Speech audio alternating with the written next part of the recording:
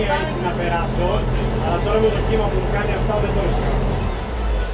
Αυτό λες τα ζώα. Πρόσεχε το σύμβολο κρούς εδώ, ο οποίος έρχεται απευθείας κανονικά για να μπει μέσα κάθετος.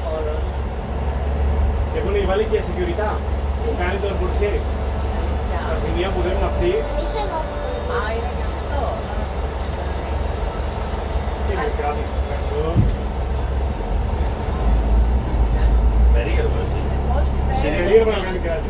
Και Μάλλον δεν έκανε για μας κάτι. Απλά δεν έχει που να πέσει τώρα. ναι, και ψάχνετε. Συνήθως το πιο μεγάλο περνάει, έτσι δεν είναι. Όχι. Πάντα από δεξιά περνάει.